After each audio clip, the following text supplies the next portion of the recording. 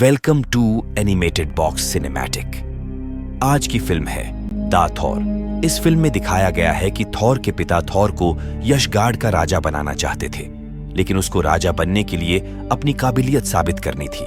इसलिए उसे बिना हथौड़े के पृथ्वी पर भेजा जाता है और उसके पिता कहते हैं जब तक थॉर अपनी काबिलियत साबित नहीं कर देता तब तक उसको उसका हथौड़ा नहीं मिलेगा। तो चलिए इस खूबसूरत फिल्म की शुरुआत करते हैं। चल। फिल्म की शुरुआत में हम एक लड़की जेन फोस्टर को देखते हैं। उनके साथ उनके लेक्चरर और उनके सहायक भी थे। वे आसमान के नीचे रिसर्च कर रहे थे। इसी बीच उन्हें आसमान से एक रोशनी आती हुई दिखाई देती है और वहां एक बहुत बड़ा बवंडर आ जाता है। एक आदमी उसमें से बाहर आता है और वह नग्न था। ये तो लेटेस्ट न्यूज़ है। प्रोफेसर उसे कुछ कपड़े पहनाता है। यहां से कहानी अतीत की ओर मुड़ जाती है। हमें मिडगार्ड, एक राज्य या एक दुनिया का दृश्य दिखाया जाता है जो आकाश में है। इसे असगार्ड कहा जाता है। इसके निचले लोक अर्थात पृथ्वी को मिडगार्ड कहा जाता है। मिडगार्ड पर कब्जा करने के लिए कुछ फ्रॉस्ट दिग्गजों ने वहां हमला किया, लेकिन तभी ऑडिन नाम का एक असगार्डियन राजा प्रकट होता है। वह दिग्गजों से लड़ता है और उन्हें हरा देता है। इन दिग्गजों के लीडर का नाम लॉफी है। राजा ऑडिन लॉफी को बुरी तरह हरा देते हैं और उनके पास एक खतरनाक हथियार भी है। राजा ऑडिन वह हथियार ले लेता है। वह हथियार किसी भी नेता की ताकत होता था। प्रत्येक राज्य के पास अपना हथियार होता है। मैं नहीं मानता। इसकी खासियत यह थी कि यह किसी भी चीज को जमा सकता है और राजा ऑडिन इसे अपने साथ असगार्ड ले जाते हैं। जैसे ही राजा ऑडिन महल में पहुंचे, हमने उनके दो बेटों को देखा। एक का नाम थॉर और दूसरे का नाम लोकी है। राजा ऑडिन अपने पुत्रों से कहते हैं कि कैसा लगा मेरा मजाक? चलो मैं तुम्हें एक कक्ष में ले चलता हूं जहां मैंने हथियार एकत्र किए हैं। जब वे वहां गए तो हमने देखा कि वहां माजोलनिर था, जिसका मतलब आगे की फिल्म में थॉर का हथौड़ा है। एक कॉस्मिक क्यूब भी था और फिर कई साल बीत गए।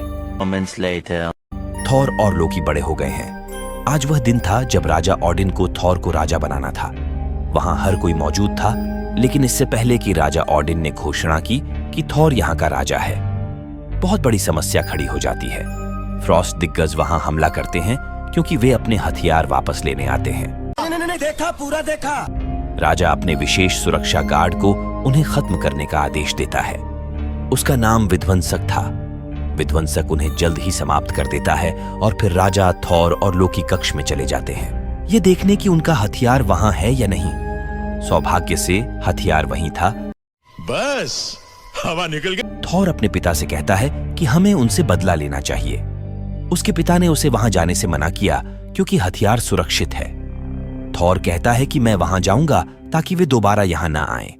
थॉर अपने साथियों के पास जाता है और उनसे अपने साथ आने और लॉफी के राज्य पर हमला करने के लिए कहता है। उसके साथी सहमत हो जाते हैं और उस तरफ चले जाते हैं। वहां पहुंचकर वे देखते हैं कि वहां एक सिक्योरिटी गार्ड है। वह राजा ऑडिन का खास आदमी था। वह उस पुल की रखवाली करता है और यही वह रास्ता है जहां से उन्हें लॉफी के राज्य तक पहुंचना है। क्या कह रहा चूतिया? सुरक्षा गार्ड के पास तलवार थी जिससे वह रास्ता खुल जाएगा। उस तलवार का उपयोग करते हुए उनके लिए उस राज्य में जाना संभव हो सका। थॉर अंदर जाता है और देखता है कि अंदर कोई नहीं है। वह चिल्लाता है कि तुम सब कहां हो? क्या तुम मेरे आने से डर गए हो? बाहर आओ और मेरा सामना करो। इसी बीच लूफी उनके सामने आ जाता है और कहता है कि कोई नहीं डरता और अब तुम सब डर जाओगे। साले तुमने यहाँ आकर गलती की है। और तभी थॉर का भाई लोकी सामने आ जाता है। वह लूफी से कहता है कि हमें माफ कर दो, हम यहाँ से चले जाएंगे। सॉरी। लॉफी का कहना है कि अभी नहीं, और इसके साथ ही बल के दिग्गज उन पर हमला करना शुरू कर देते हैं। लेकिन थॉर अपनी वज्र शक्ति का प्रयोग करते हुए उन्हें मार रहा था। बहुत बड़ी लड़ाई है। तभी एक विशाल बल लोकी का हाथ पकड़ लेता है। उसका हाथ उनके जैसा हो जाता है क्योंकि वह उनके बीच में था। वे जीतने वाले थे। इस बीच लॉफी के राज्य से एक विशाल राक्षस बाहर आता है। यह उन पर हमला करने वाला था, लेकिन थॉर उसके मुंह के अंदर चला जाता है और उसे फाड़ते हुए उसके शरीर से बाहर आ जाता है। इससे राक्षस वहीं मर जाता है। इसकी वजह से लॉफी के राज्य के लोग आक्रामक हो जाते हैं। वे थॉर और उसकी टीम को मारने के लिए आगे बढ़ते हैं। लगता है ये पागल हो गया। तभी राजा ऑडिन वहां आ जाते हैं और थॉर हिम्मत करके कहते हैं कि लूफी अब तुम क्या करोगे? मेरे पिता भी यही हैं, लेकिन ये वैसा नहीं था जैसा थॉर सोच रहा था। राजा ऑडिन लूफी से माफी मांगने के लिए वहां मौजूद थे, शाबाश! ताकि मामला सुलझ जाए और वह अपनी टीम और बेटों को यहां से सुरक्षित ला सके। वह लूफी से कहता है कि हमसे गलती हो गई है, चलो यहां से चलते हैं। फिर लॉफी कहती है कि गलतियों की सजा मौत है। यदि आप पहली बार हम पर हमला करने के लिए यहां आते हैं तो आप वापस नहीं जा सकते।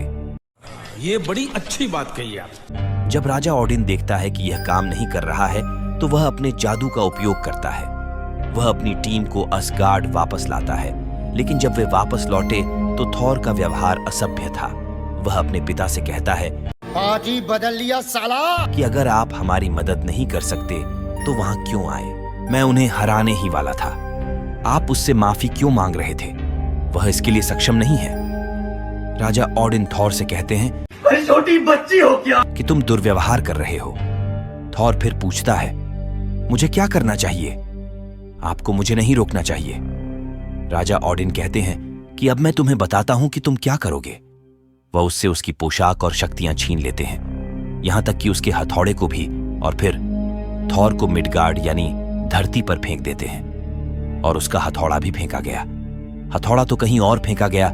राजा ऑडिन के अनुसार केवल वही व्यक्ति इसे उठा सकेगा जो इसका हकदार होगा, जो आदमी इसे चुनने में सक्षम होगा। थॉर, आप इसे तब तक प्राप्त नहीं कर सकते हैं जब तक आप इसके योग्य नहीं बन जाते। अगले दृश्य में हम देखते हैं कि थॉर एक अस्पताल में है। जागने पर वह डॉक्टरों, जेन फोस्टर और अपने आसपास के सहायक को देखता है। वह घबरा जाता है। वह पूछता है कि मैं कहां हूं। फिर सभी को पीटते हुए वह अस्पताल से बाहर आ जाता है। ये भगवान क्या जुल्म है! अगले दृश्य में हमें दिखाया गया है कि माजोलनिर, जो थॉर का हथौड़ा था, वह एक स्थान में गिरा और जिस स्थान पर गिरा वह स्थान नष्ट हो गया। यही नहीं, अभी और सुनिए। तभी वहां एक एजेंट आता है और हथौड़ा मिलने के बाद वह दिलचस्प लग रहा था। एहे, रहा नहीं जाता। वह इस पर रिसर्च भी करना चाहते हैं। उन्हें जेन फोस्टर के बारे में बताया गया था और वह शोध करती हैं। शायद वह इस हथौड़े के बारे में जानती हो। एजेंट जेन फोस्टर के घर जाता है, यहां तक कि जेन फोस्टर को मना करने पर भी वह वहां से उसकी किताब ले लेता है। उन्होंने इसमें रिसर्च लिखी है। उधर थॉर को भी अपने हथौड़े के बारे में पता चल जाता है, क्योंकि हथौड़े की ये खबर हर जगह फैली हुई है। अस्पताल से बाहर आकर वह लोगों से पूछता है कि मुझे घोड़ा कहां से मिलेगा? किधर है? किधर है? लोग हंसने लगते हैं। घोड़ा? इस युग में कोई घोड़ा नहीं है। इसी बीच जेन वहां आ जाती है और वह थॉर से कहती है, कितने तेजस्वी लोग हैं हमारे पास, कितने शानदार विचार रखते हैं, कि आओ तुम मेरी कार में बैठो, मैं तुम्हें उस जगह पर ले जा सकती हूँ क्योंकि मुझे भी वहां जाना है, लेकिन कृपया अपना मुंह बंद रखना। वहां पहुंचकर वे देखते हैं कि थॉर का हथौड़ा कड़ी सुरक्षा में है। इसे कोई छू नहीं सकता। थॉर सभी सुरक्षा गार्डों और लोगों को मारते हुए अंदर चला जाता है, क्योंकि उन्होंने उसके हथौड़े पर कब्जा कर लिया है। अंत में थॉर उस स्थान पर पहुंच जाता है जहां हथौड़ा है। वह खुशी खुशी उसे उठाने की कोशिश करता है, लेकिन वह हथौड़े को उठा नहीं पाता। मतलब बचपन से चूतिया कटे जा रहा है। थॉर को दुख होता है और उसे गुस्सा भी आता है। इसी बीच शील्ड के एजेंट वहां आ जाते हैं और फिर थॉर को जेल में बंद कर देते हैं। थॉर देखता है कि लोकी भी वहां है। लोकी उसके पास आता है और कहता है, याद करवाऊं? कि थॉर, तुमने अच्छा नहीं किया। तुम्हारे कारण हमारे पिता की मृत्यु हो गई। राजा ऑडिन की मृत्यु हो गई क्योंकि वह तुम्हारे बारे में चिंतित थे। थॉर निराशाजनक है और वह सोच रहा है कि उसने अपने पिता के साथ दुर्व्यवहार क्यों किया। वह इसी सोच में खो गया। रात में जेन के साथ जो प्रोफेसर थे वो यहाँ आते हैं। वह जेल में थॉर का फर्जी आईडी कार्ड दिखाते हैं। उनका कहना है कि उनसे गलती हुई है। उन्हें नहीं पता था कि यह प्रतिबंधित क्षेत्र है। उसे मेरे साथ भेज दो और ऐसा दोबारा नहीं होगा। वहां से जाने के बाद उन्होंने शराब पी, लेकिन प्रोफेसर अपना होश खो बैठता है और थॉर उसे जेन फोस्टर के घर ले जाता है। वे बैठ जाते हैं और बात करने लगते हैं और प्रोफेसर आराम कर रहे थे। जेन थॉर से पूछती है कि मुझे अपने बारे में बताओ कि तुम कहां से आए हो। थॉर उससे कहता है कि मैं एक राजा का बेटा हूं और हम एक राज्य पर शासन करते हैं। जेन थोड़ा हंसते हुए कहती है, झूठ बोलो, बार बार झूठ बोलो, कि कि आप क्या बात कर रहे हैं। थॉर उससे कहता है कि मैं तुम्हें इसे चित्रित करते हुए दिखाता हूं। थॉर एक चित्र बनाता है जिसमें 9 राज्य थे। वह जेन से कहता है कि जिस धरती पर तुम रह रही हो उसे मिडगार्ड कहते हैं। जिस स्थान पर मैं रहता हूं उसका नाम असगार्ड है। यहां से दृश्य असगार्ड पर स्थानांतरित हो जाता है। हमें दिखाया गया है कि लोकी ने झूठ बोला था कि राजा ओडिन की मृत्यु हो गई है, वह अभी भी जीवित है। लेकिन वह बेहोश था और लोकी उसके पास बैठा था। इधर लोकी सोच रहा था कि वह राजा ओडिन को मार डालेगा, क्योंकि वह चाहता है कि उसका बेटा थॉर राजा बने। लोकी उनका असली नहीं था, इसीलिए वह लोकी को राजा नहीं बनाना चाहता। वह राजा की मृत्यु की योजना बना रहा था। वह यहां शासन करेगा क्योंकि थॉर पहले से ही पृथ्वी पर है। वह उस स्थान पर जाता है जहां बर्फ जमने वाली चीज थी। इसका मतलब है लूफी का हथियार। उसे लेकर वह उस रास्ते पर पहुंचता है जहां वह सुरक्षा गार्ड रास्ते की सुरक्षा कर रहा था। वह लोकी को मना करता है कि मुझे माफ कर दो, मैं तुम्हारे लिए दरवाजा नहीं खोल सकता। लोकी कहता है कौन है ये पागल आदमी? ठीक है, और इसके साथ ही हथियार का इस्तेमाल करते हुए वह उस सुरक्षा गार्ड को निष्क्रिय कर देता है। वह अपनी तलवार लेकर लॉफी के राज्य में पहुंच जाता है। वहां जाकर वह लूफी से कहता है 150 रुपया देगा कि तुम्हें मेरे लिए काम करना होगा। आपको राजा ओडिन को मारना होगा। जैसे ही तुम ऐसा करोगे मैं तुम्हारा हथियार वापस कर दूंगा। इस प्रकार तुम्हारे पास शक्तियां भी आ जाएंगी और मैं भी राजा बन जाऊंगा। लॉफी का कहना है कि यह एक अच्छा सौदा है और मैं इसे स्वीकार करता हूं। लोकी लौटता है और थॉर के दोस्त उसे रोकते हैं। वो कहते हैं कि तुम्हारी सोच कितनी शैतान है, हम जानते हैं कि आप क्या कर रहे हैं। तो लूफी उन्हें चुप करा देती है, यह कहकर कि मैं शीघ्र ही तुम्हारा राजा बनूंगा, इसलिए चुप रहना ही आपके लिए बेहतर है। लेकिन थॉर के दोस्त थॉर की तरह बहादुर हैं। वे थॉर को सब कुछ बताने के लिए मिडगार्ड जाते हैं। वे लोकी की योजनाएं थॉर को बताते हैं। उसने ये सीन इसलिए रचा है ताकि वो राजा बन सके। यह सुनकर थॉर आक्रामक हो जाता है। यह बात लोकी को भी पता है, इसीलिए वह राजा के विशेष सुरक्षा गार्ड के पास जाता है। यह धातु विध्वंसक से बना था। लोकी ने उसे पृथ्वी पर जाकर थॉर और उसके साथियों को मारने का आदेश दिया। विध्वंसक लोकी की बात मानता है और मिडगार्ड जाता है। थॉर के साथी के सामने जाकर वह उन्हें मारने ही वाला था। इसी बीच थॉर सामने आ जाता है और वह कहता है कि डिस्ट्रॉयर रुको और मुझसे मुकाबला करो। विध्वंसक के लिए यह कोई मायने नहीं रखता। वह थॉर है और वह थॉर को मारता है और थॉर कुछ दूरी पर गिर जाता है, क्योंकि उसके पास उसकी ड्रेस और हथौड़ा नहीं था जहां से उसे शक्तियां मिलेंगी। वह घायल हो जाता है, लेकिन यहां एक चमत्कार होता है। क्या आपको याद है राजा ओडिन ने क्या कहा था? नहीं कि जब तक वह इसके लायक नहीं हो जाएगा तब तक उसे हथौड़ा नहीं मिलेगा। थॉर ने वह काम किया है कि अब वह हैमर का हकदार है। उन्होंने अपने दोस्तों के लिए बलिदान दिया है। उसके पास उसकी पोशाक और हथौड़ा वापस है। अब थॉर शक्तिशाली महसूस कर रहा था। यहां थॉर अपने हथौड़े से डिस्ट्रॉयर को नष्ट कर देता है। थॉर अपनी टीम के साथ लौट आया। सुरक्षा गार्ड को लोकी ने फ्रीज कर दिया था। वह अपनी शक्ति का प्रयोग करते हुए बर्फ को तोड़ता है और बाहर निकल आता है। वह थॉर के लिए रास्ता खोलता है। जब असगार्ड खुलता है तो लॉफी के राज्य के लोग भी वहां आ जाते हैं। लॉफी राजा ओडिन पर हमला करने वाला था, जैसा कि लोकी ने उसे करने का आदेश दिया था।